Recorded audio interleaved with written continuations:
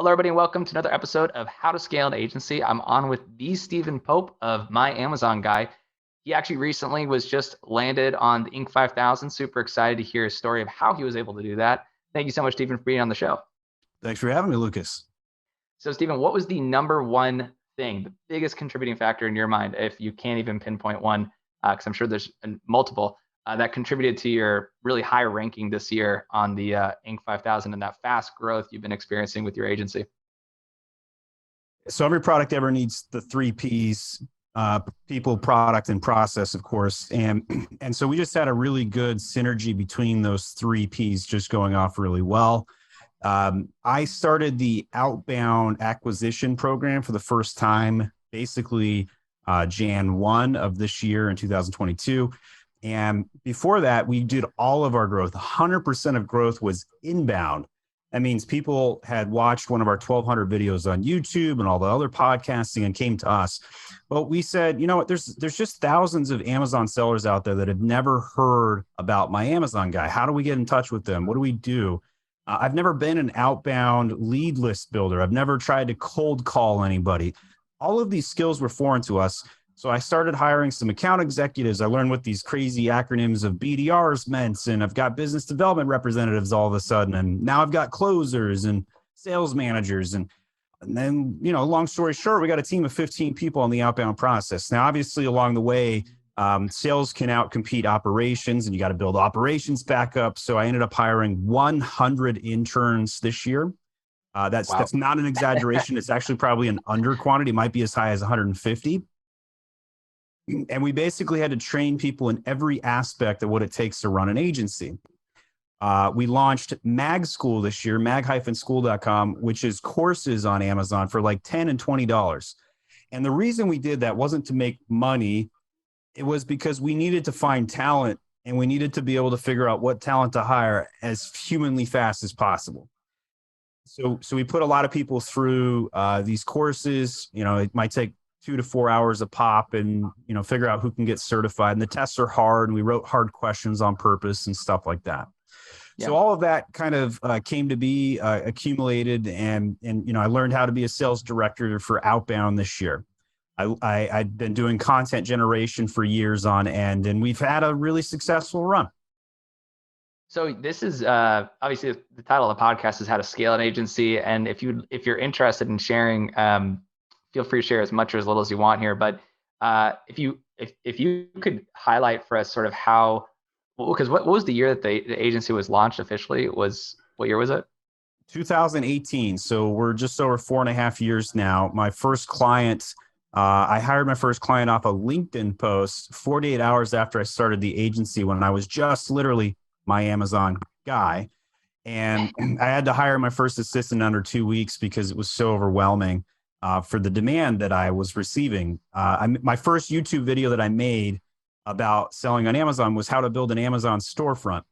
And I'm not a designer, but I knew how frustrating the process was. And so I basically just showed like how I, hodgepodge it together. And quite frankly, that's still my most popular video on YouTube. And I'm just like, man, I've come so far since the basics of just throwing some pictures into some modules and whatnot. But I was onto something, clearly. There was demand to know how to do something that people didn't know how to do, or if they knew how to do it, was just super damn frustrating.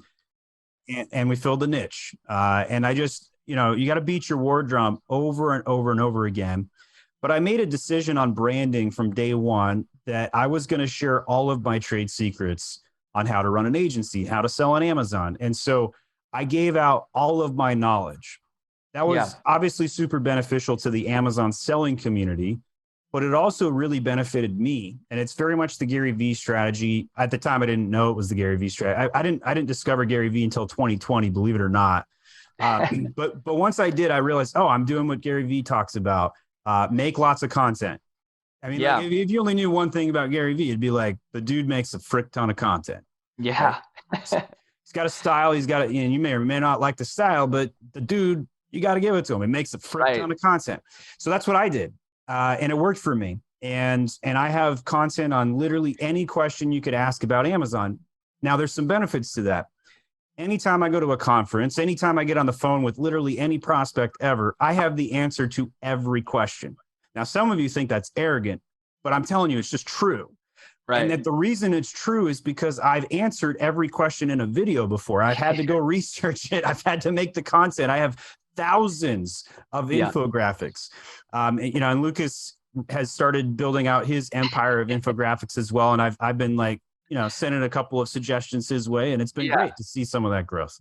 Well, I was going to say, I mean, for everyone listening, a lot of my strategy has actually been from what you've been doing and seeing you online. And one thing that I think in terms of growth rate, so it's been 4.5 years, which is funny because that's the same year we got started too, which is crazy. A lot of the best, fastest growing agencies right now all started in the same year. There's something about 2018. It's like our graduating class. Yeah. Like my number one competitor, whose name I won't name, 2018. We're also within 5 spots of me on the Fortune 500. So if you want to go look at that, that's crazy. Fortune. That's crazy. Well, I think, describe to me what that growth curve looked like. Was it exponential? Was it, compounding year over year? What was it like? I mean, year 1, year 2, year 3, year 4, like what were the biggest jumps? If I look back, every time I made the jump, I would be like, this is the biggest jump ever. It's super hard. And then the next year, do the same thing, except more. And that's, of course, a good story, right? Like that's the Cinderella story everybody always wants. But there are certain thresholds that you hit as an agency that are very difficult. I think the most difficult one is when you hit 40 clients. So today we have 300 clients. So the end. Wow. And when you begin, you have 1 client, right? So it's the messy middle that becomes a question of scaling up and whether you can get your traction. Now, for those that are really paying attention, I just mentioned 5 business books in the course of a couple of sentences there without actually calling the business books, but you can rewind that and figure out which business books you need to watch so you don't go down the road less stupid. Yeah. Actually, you do want to go down the road less stupid. I was trying to name another business book to see where I got. All right. So fact of the matter is, when you hit 40 accounts, if you don't have a second account director by 40 accounts, you're toast. Yep. Quite frankly, if you don't have it by 30, you're toast, because by the time you get to 40, it's too late. Everything that I've discovered in interviewing hundreds of other agencies is that there are barriers at certain levels.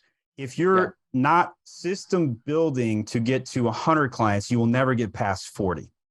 And the number one mistake I think I see people make is they don't hire that second account director.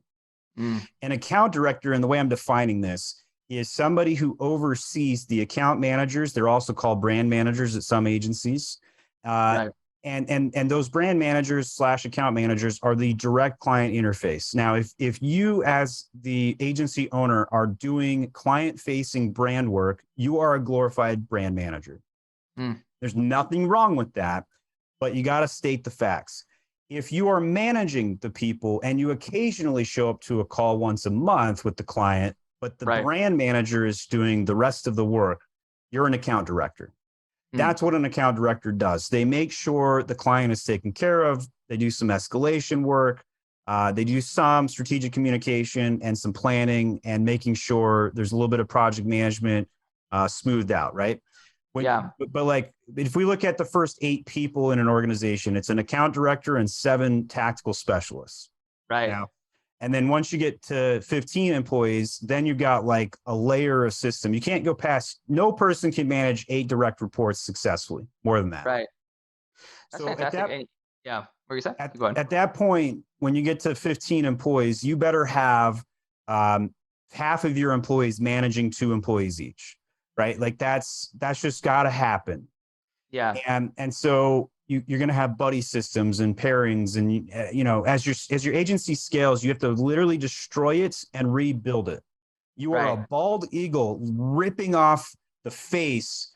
And for those that don't know, this is really what bald eagles do. Like they rip off their beak when they go about. Like this is true. It happens.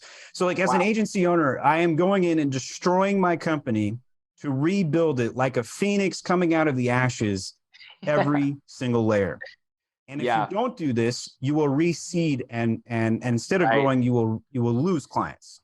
I totally resonate with that. That was actually kind of what we ended up doing. So this year is going to be the first year where we kind of like plateaued, and I spent a year just building software. That was something I always wanted to do. So if somebody's not down for that, I really don't recommend it because it is a lot of work. But it's the same thing, right? Like we were at a huge revenue growth rate, and then we just kind of plateaued because the founders took a management exit and focused on a new website and a software. It took about 12 months to build, and so I totally get that. Like you have to reinvent. And now I'm super happy. I'm going all back in on the agency because there's an ecosystem. It's like everything feeds into both now. We have this community, we have the software, and we have the agency. So I can grow the agency again with just as much, you know, fervor because I know the software is done and I can like feed it all back into the software. So one thing that I think is really cool about what you've done so far is that I've been talking a lot about try before you buy marketing, and I've been really pushing that.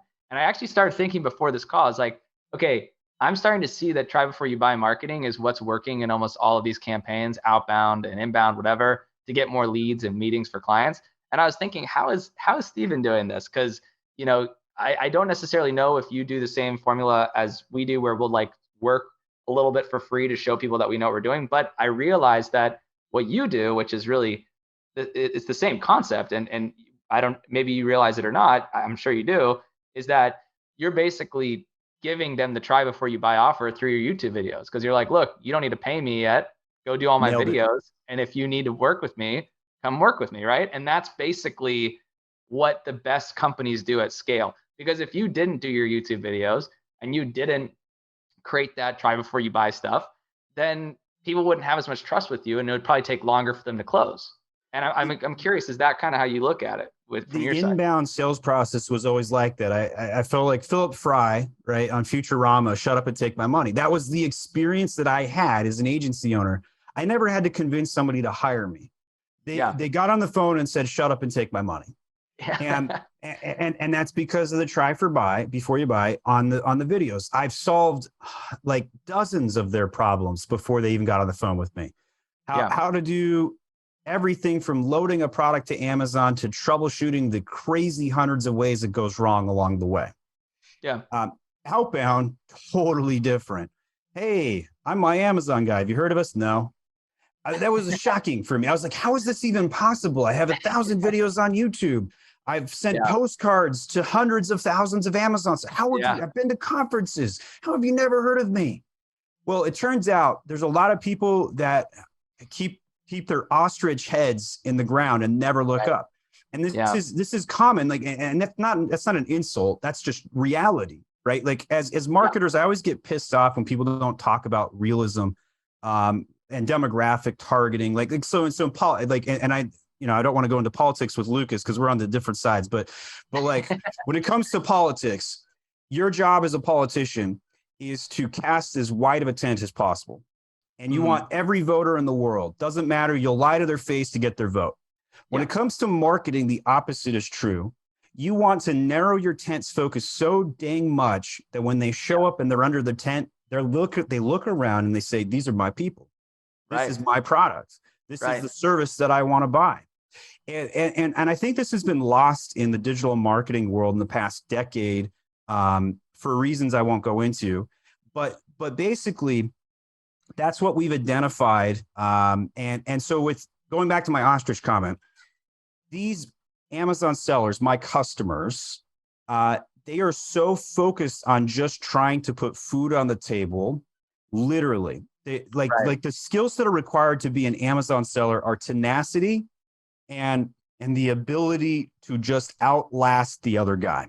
Right. And so like it's this tactical war zone. Yeah. So they don't have time to go to conferences. They don't have time to look up on YouTube. They are just barely getting across the line. And a lot of times they end up being really good operators when it comes to sourcing or really good operators when it comes to inventory. But marketing was never on their list of activities. And these are the choice customers that I chase all day long. But they don't know what they don't know. They don't know who I am. And those are the outbound things that we had to figure out how to accomplish this year. And I credit a lot of that success to basically going on their listing and giving them advice and saying, here are the things that we recommend you do. Here is free advice. We have custom made this for you. Yeah. It's yours. We haven't even talked to you yet. Yeah. And we're giving this to you. And then for the next 5 emails, hey, did you watch that personalized video we made just for you? And you'd be surprised how many people never even watch the video. And of course, if you're one of the BDRs, you're just like, please just watch the video. Just watch. I'm going to call your phone. I'm going to email. I'm going to watch the video. Because if they do watch the video, there's a 50% chance they're going to book a call. 100%. That's fascinating to listen about and through. And I think, one thing that's been another thing that's been on my mind a lot recently, I'm curious to hear your take on this, is taking the Russell Brunson approach to LTV. Because one thing he talks about in his book, Traffic Secrets, is that, the customer might churn from a single item in your service. Like, let's say they sign up for $3,000 per month. They're doing one of your services. They might churn on that in, 6 months or a year. But the companies that end up growing past $10 million a year in revenue, they can retain those people in the community because they know that the LTV is actually much longer than that if they take a longer term view. And instead of that, maybe they paid 50 grand, but they could actually pay 50 more grand in like a year from now if they can retain that person in their ecosystem. Is your strategy for retention right now and retaining them past that initial point of churn, is it the content, or do you do something else? Or do you have a strategy for getting the customers to come back and keeping them engaged after they may churn? Because I know you have really good retention, but I'm curious what if they do leave, how do you keep them around? Yeah, that first client that I signed off a LinkedIn post in the first 48 hours of making my agency is still a client today, 4.5 years later. So when I was just my Amazon guy, they stuck with me throughout the entire system building. And I think that's just, props to me, obviously, for building that, right? But that's just, for me, that's like my own personal proof that okay, I built a good system. Right. But along the way, I would say that there's 2 value props that we focus on. One, we grow your sales. And I'll talk a little bit about that. And the second is peace of mind. So because it's so complicated to do what we do on Amazon, we give out all of our trade secrets. It's not me against you, other Amazon agency, because I know 15 other Amazon agencies are going to watch this for every tip they can get. But it's not me against you. It's all of us against Amazon. And if there's one catchphrase I become famous for, I hope it's that one. That's the one I want to be famous for. And so what ends up happening is these smaller boutique agencies, they can't service every single piece of ground in the Amazon space. So what do? They refer it upward. Why? Because we help them. We help them through all the content and everything that we do.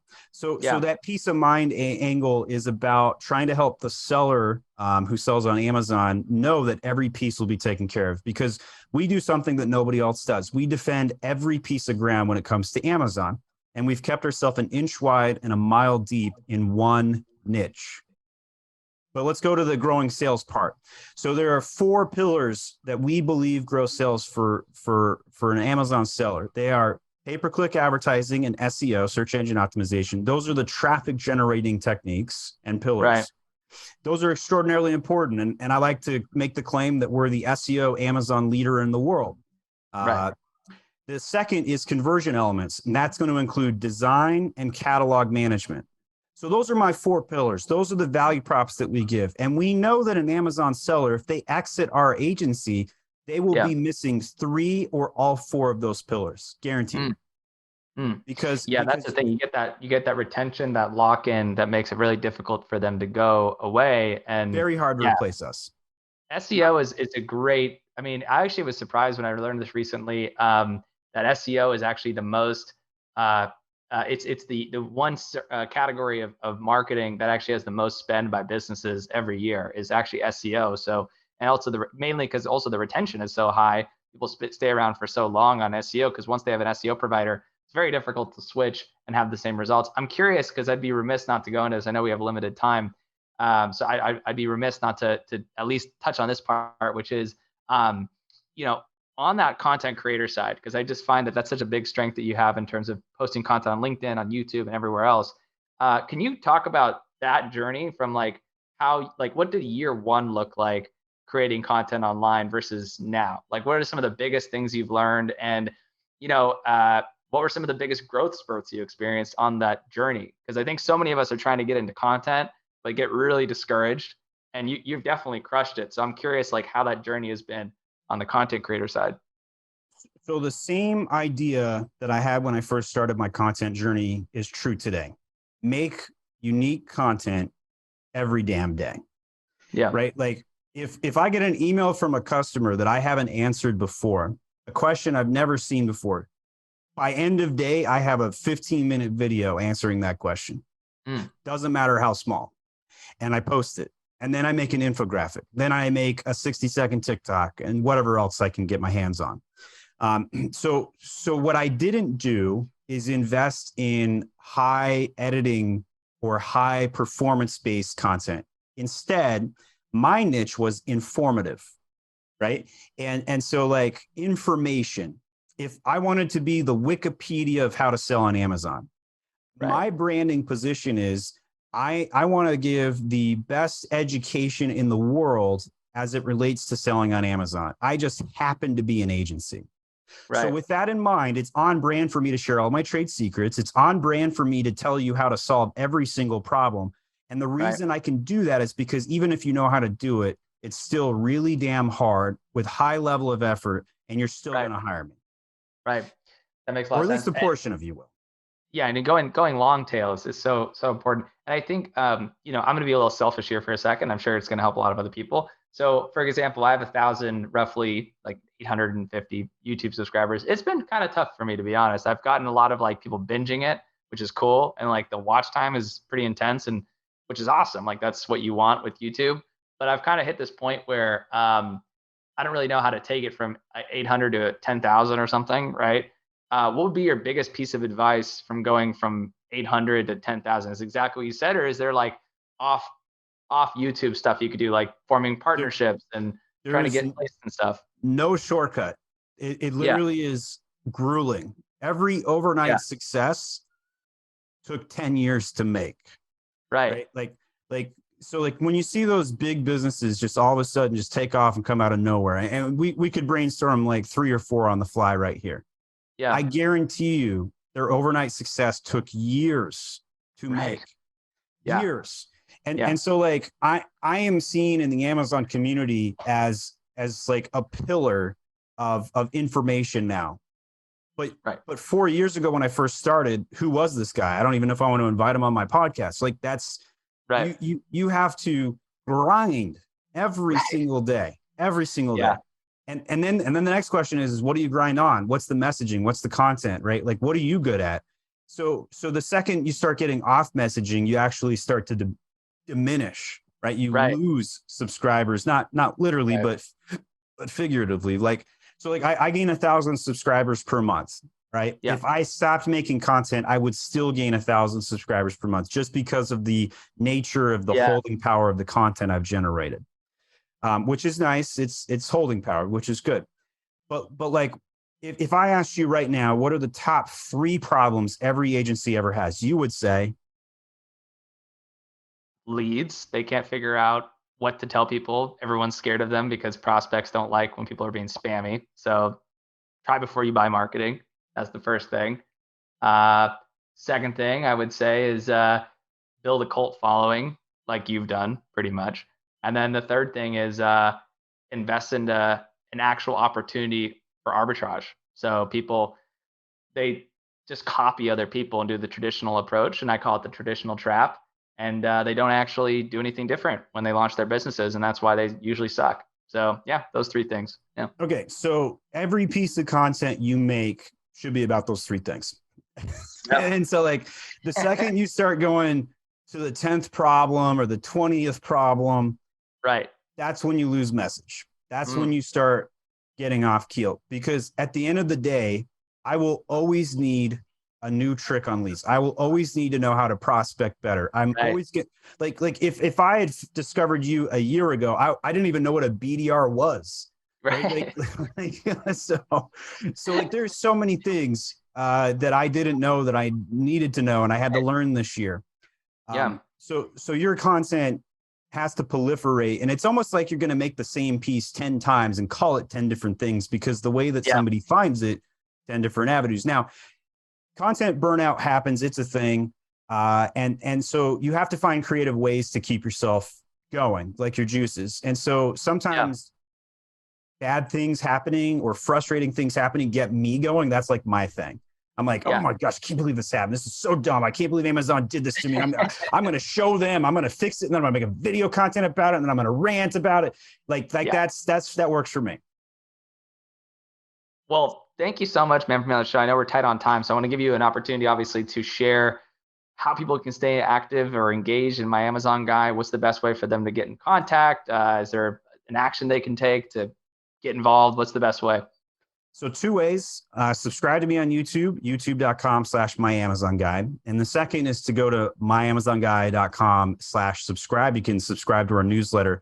We send out all kinds of great information, techniques, tips, tricks, things that you can do without hiring me to go out and grow your sales. These are things, if you're another Amazon agency, another agency out there, you can replicate these tools and do it yourself. You have my permission. Thanks for having me on, Lucas. It's been great, man. I could ask you a million questions, and I probably will offline, but I appreciate your time, and hopefully we can get you back on the show, so that way, we get some more stuff in the future. We'll keep the conversation going. All right. Yeah, thank you so much. I appreciate it, man.